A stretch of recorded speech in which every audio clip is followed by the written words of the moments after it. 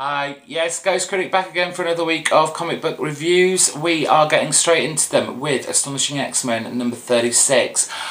Nice homage to the Japanese B-movie monster flicks of, you know, the 1970s, early 80s.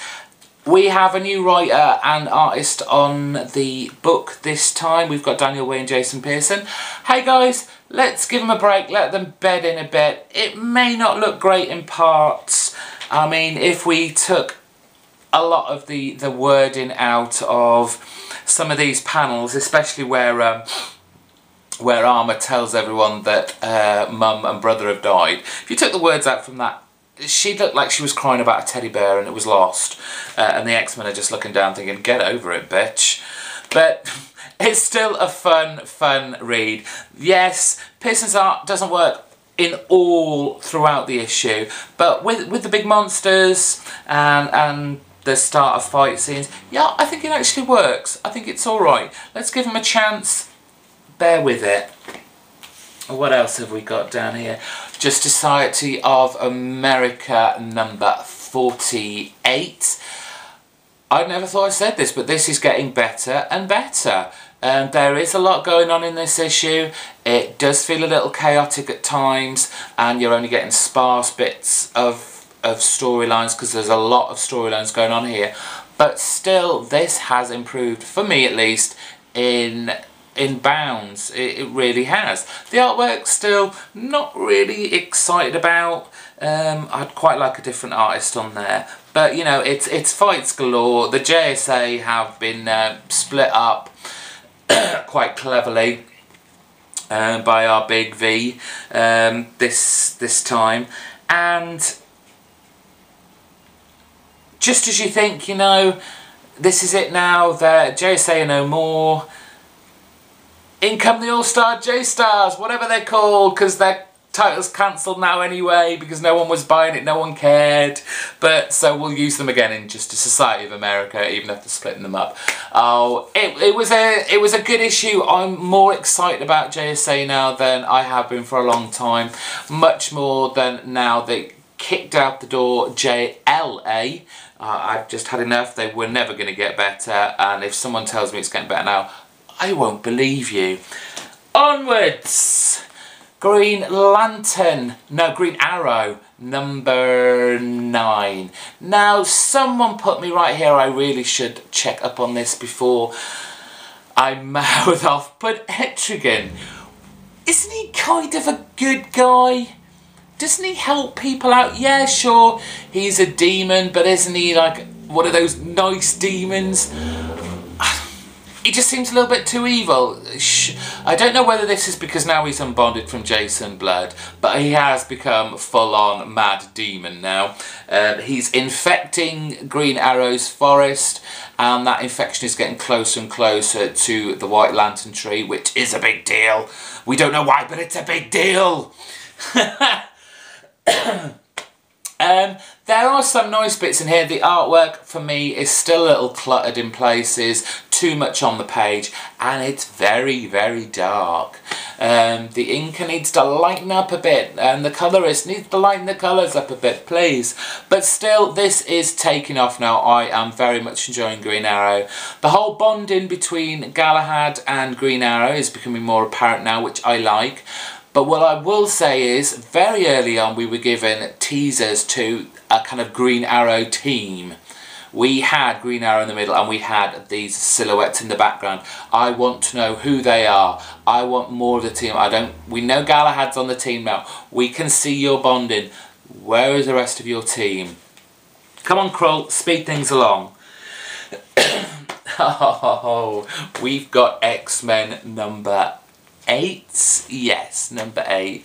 Oh, guys, this is such a guilty pleasure. Seriously, the storyline I know isn't up to much, but the artwork alone is worth the price. Yes, it's your guys' $3.99. I can't even remember what it. I think it's £2.99 here. But the storyline is a bit kind of cheesy and unoriginal. Basically, we've got kids being kidnapped by Lizard. the lizard, but how is he doing it? Yeah, he's not just wandering the streets or under the sewers or anything like that. He's logging on to a World of Warcraft type game. He's picking out kids that are outcasts, that are, you know, who think they're ugly, who are bullied, who are very down, who don't feel they fit in anywhere, and he's inviting them round to his pad. Yeah, that's how you do it. The supervillains have got all World of Warcraft on us. Oh, I don't know. This storyline, like I said, is very cheesy, but still, I buy this for the artwork. Chris Backlow, you the man. Ultimate Spider-Man issue 154, and this is a further prelude to the death of Spider-Man. Oh, teasers. What can we say about this? There are some very cute, very nice, very touching moments. Gwen and MJ meeting up for the first time, and, you know, MJ worried that Gwen's back with Peter, but of course we already know that's not the case.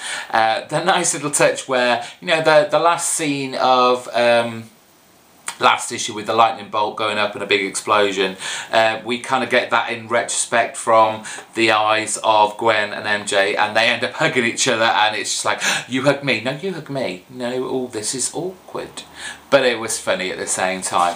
And then it's just action kind of from then on, with Iron Man and Spidey trying to take on Mysterio and, in effect, Black Cat. There's a great 2-page splash. Where is it? Oh, here we go. So, well, not a 2-page splash. It's a 2-page, 25-panelled. Basically, it's like Quake and Catch the Flag, except it's Grab the Key. Everyone wants a piece of the key, and obviously Spidey gets hold of it, and something almost happens. That would have been nice to see that, you know, kind of progress and see where that was going. What was he thinking? What did he actually want? But strangely enough, he managed to rein it back and stop from whatever was going to happen, which was interesting. So yeah, they defeat Mysterio. Yippee for Iron Man. They find out that Mysterio is really this kind of, I guess, a robot and some puppet type thing that someone else in the background is using. And Iron Man flies off with a key. He's going to keep it safe somewhere, yeah, because he's not going to use it for anything, is he? And he basically leaves Black Cat and Spider-Man to clean up for him. Thank you, Iron Man. You with the big Ultimate Avengers or Ultimates team that could come in and clear it up in about half an hour. You leave it to 2 poor kids. Anyway, great issue. Nice, very charming ending where Pete's on the roof and he is obviously so unhappy. But MJ's there with a hand and she's just like, come in. Very cute moment, loving it, and just let's find out what all this death of Spider-Man is all about. And finally, Amazing Spider-Man 655. Now, what do I say about this? It was by no means a bad issue at all. This is very well written. It's very well drawn and executed. Because I didn't know, I was expecting a lot, I guess, from the last issue, because it was the 654.1 issue. I had Ramos on art and I was very excited about that. I had this kind of Mission Impossible mission with Flash Thompson, and I was ready for more of that. And then I got this, and you had to stop from all the excitement because you have to take pause and read this, because it is a very, I guess, challenging, provocative, thought-provoking comic, and Slott has smashed it. When I started reading it, I thought it was going to be one of those kind of enough said issues, you know, where Marvel used to, that week or that month in comics, everything would just be the artwork. There'd be no panels, there'd be no thought balloons, there'd be nobody talking. It would just be the art and the story would be conveyed through that. And it is done masterfully by Martin. I was not looking forward to this artwork given I had been treated to Ramos, but it is beautiful. it is very evocative of the scenes it's trying to portray. You feel every ounce of distress and guilt and, you know, just raw emotion through the whole first half of this comic. And it was a delight to read, yes, because you are reading the pictures, you are interpreting what they are telling you, and there's not really a lot to say about that side, because as I said, the pictures just speak for themselves. Very, very impressed. Then Spidey goes home, he's worn out, he goes to sleep, and he has the mother of all guilt trip, bad dreams. This is basically showing, this is like another jumping on point for new readers, because you get a gamut of characters that have died, and either at the hands or because of Spider-Man. We've got obviously the pinnacle of deaths that has haunted Spider-Man Peter Parker for years and years, well, since his inception, and that's his Uncle Pete, because he does feel ultimately responsible for letting the thief that stole the money, who eventually bumped into Ben and shot him.